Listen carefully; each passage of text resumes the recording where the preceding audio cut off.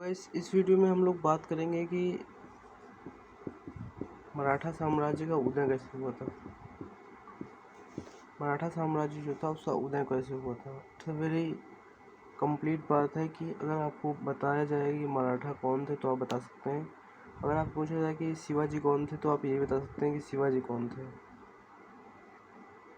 लेकिन अगर मैं आपसे पूछूं कि कुछ ऐसे कारण बताइए जिससे कि इस साम्राज्य जिसे मराठा साम्राज्य कहते हैं इसका उदय हुआ था, तो ये एक ऐसा क्वेश्चन है जो कि सभी के दिमाग में नहीं आता है। इसके कुछ कारणों के बारे में डिस्कस करेंगे और समझेंगे कि मराठा साम्राज्य का उदय क्यों हुआ था। असल में किसी भी साम्राज्य के उदय होने के कुछ कारण हो सकते हैं और या फिर वो किसी सामंत हो सकते हैं, फिर धीरे हो सकते हैं। मराठा साम्राज्य के उदय के भौगोलिक कारण थे, कुछ धार्मिक कारण थे और सामाजिक कारण तो थे ही।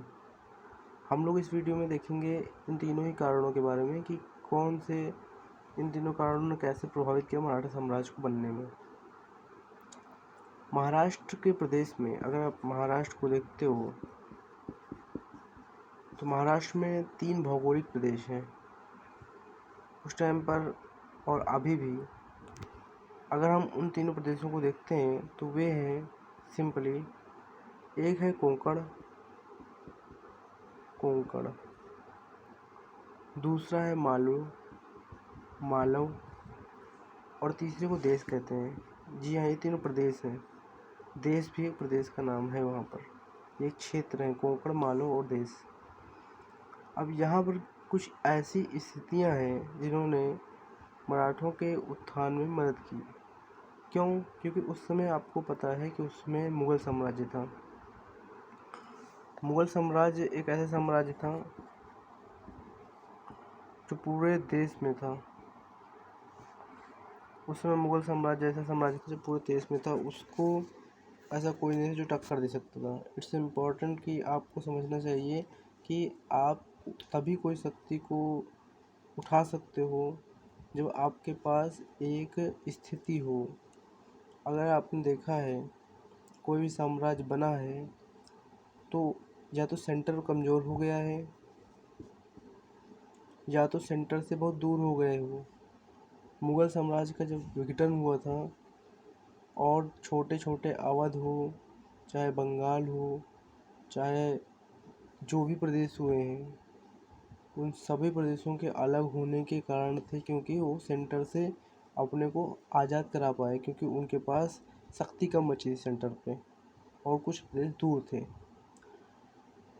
तो हम लोग बात कर रहे थे कि महाराष्ट्र में जो कोंकण, मालव और देश, ये तीनों प्रदेश थे, सह्याद्री पर्वत की श्रेणियों पर निर्मित जो किले थे दुर्गम थे। वहाँ पर कठिनाई से ही आप जा सकते हो या फिर चढ़ाई कर सकते हो। इनकी सकरी घाटियाँ छापामार युद्धों के लिए उपयुक्त थीं। अतः इस क्षेत्र पर आक्रमणकारी सेना का रहना अत्यंत दुष्कर था। कोई भी अगर आक्रमण करना चाहता है तो इस जगह पर आक्रमण नहीं कर सकता है। अगर आपने देखा हो मगध 16 महाजनपदों पे सबसे ज़्यादा दुर्गम था, इसीलिए 16 महाजनपदों में मगधी साम्राज्य था जो सबसे ज़्यादा समय तक टिक पाया, जिसकी सत्ता सबसे ज़्यादा समय तक टिक पाई, नंदों की। ठीक है, क्योंकि उनके पास क्या था, लोहा था और दूसरी चीज़ उनके पास भौगोलिक स्थिति अच्छी थी। तो अगर आप इस टाइम पर भी बात करोगे तो आज के परिवेश में भी जिस देश की भौगोलिक स्थिति ज़्यादा अच्छी होती है उसका आईआर ज़्यादा बेहतर होता है, इंटरनेशनल रिलेशन। ये से प्रभावित करती हैं चीज़ें। तो हम लोग बात कर रहे हैं कि छापा मार युद्ध की कला जो है यहीं से निकली। जब उन्होंने देखा कि आक्रमणकारी सेना यहाँ रह ही नहीं सकती है, घाटियाँ घने जंगलों से आच्छादित रहती हैं, ढकी रहती हैं और निवासियों को परिश्रमी तथा साहसी बनाना पड़ता था, क्योंकि वहाँ पर वही रह सकता है जो परिश्रमी हो। ऐसा नहीं है कि वहाँ पर जो है ऐसा आदमी रह सकता है जो कि, देखिए मराठों में ताकत थी, अगर ताकत नहीं होती तो जंगलों में वो इतना ज़्यादा छापेमारी युद्ध कर ही नहीं सकते थे। निर्धन क्षेत्र होने के कारण वे कठोर जीवन यापन में अभ्यस्त भी होना चाहिए, उनको वे अभ्यस्त होते थे।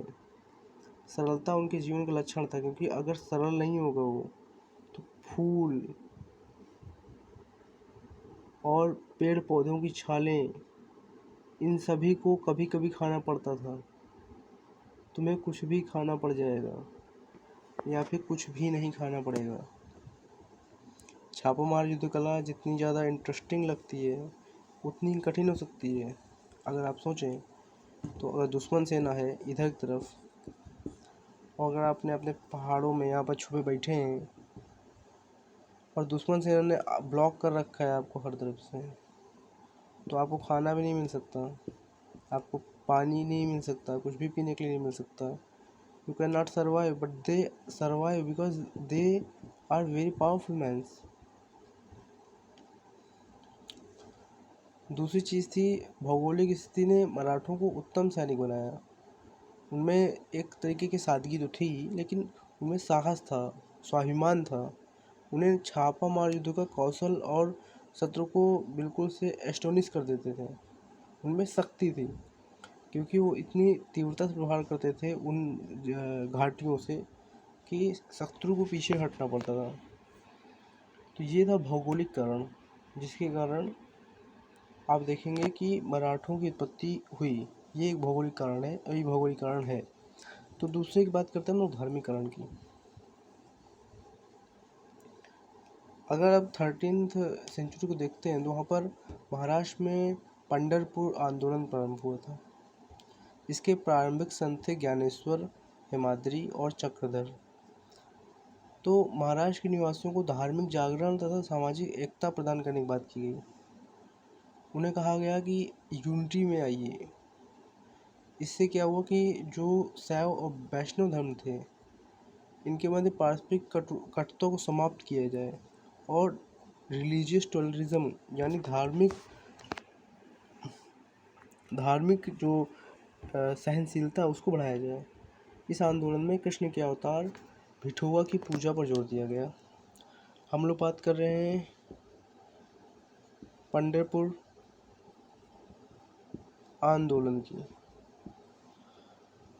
अगर आप देखेंगे तो इस आंदोलन ने कर्म कांड का विरोध करके आचरण की पवित्रता पर जोर दिया था। इसने मानव मात्र का सिद्धांत प्रतिपादित किया था। इस आंदोलन ने जाति प्रथा को अस्वीकार कर दिया था। महत्वपूर्ण बात यह है कि इस आंदोलन में अनेक संत निम्न वर्गों के हुए, जिनकी रचनाएं आज भी महाराष्ट्र में अत्यंत श्रद्धा से गाई जाती हैं। अगर आप देखें तो एकनाथ, तुकाराम, रामदास, वामन पंडित तथा इस आंदोलन के प्रमुख संत रहे हैं सब। इन्होंने अपनी रचनाओं को मराठी भाषा में प्रस्तुत किया है, जो जनसाधारण के लिए समझने योग्य। अगर जनसाधारण इसे चीज़ों को समझ सकता है तभी तो इतने फेमस हैं। तुकाराम, रामदास या एकनाथ, ये सब बहुत फेमस संत हैं महाराष्ट्र के। अगर हम लोग बात करें तो इन धार्मिक कारणों की वजह से लोगों में यूनिटी आई, और जब यूनिटी आती है तो हम देखेंगे कि लोगों में, जो महाराष्ट्र निवासी हैं, उनमें धर्म तथा सर्वशक्तिमान ईश्वर में अटूट विश्वास उत्पन्न हुआ, जो विधर्मियों से उनकी रक्षा करेगा, यानी कि जो कि मुगल हैं तो उनसे उनकी रक्षा करेगा। रनाडे ने कहा है कि वे भाषण देते थे और हरि कीर्तन करते थे, जिन्हें जनता दत्तचित्त होकर सुनती थी। वास्तव में शिवाजी सदृश कार्यकर्ताओं के लिए राजनीतिक उद्देश्य के निमित्त आध्यात्मिक पृष्ठभूमि तैयार करते थे। शिवाजी जो थे, उन्होंने एक काम किया। उन्होंने क्या किया? एक राजनीतिक परिवेश दिया। क्योंकि राजनीतिक परिवेश किसी भी चीज़ के लिए जरूरी है। एक लीडर तो किसी भी चीज़ की जरूरी है। बिना किसी भी पॉलिटिकल सिस्टम के आप किसी भी चीज़ को आगे नहीं फर्दर कर सकते हो। तो ये था रिलीजियस कारण। इसमें आपको पंढरपुर आंदोलन याद करना है। इसके आगे हम लोग बात करेंगे सामाजिक कारण के। मैंने कहा 3 चीज़ें बताऊंगा। मैंने पहले बता दिया आपको, जो कि था भौगोलिक कारण, रीजनल, दूसरा था धार्मिक रिलीजियस, और तीसरा हम लोग सोशल की बात करेंगे, सामाजिक कारण। सामाजिक कारण क्या है? महाराष्ट्र के लोग में कैसा स्वभाव था?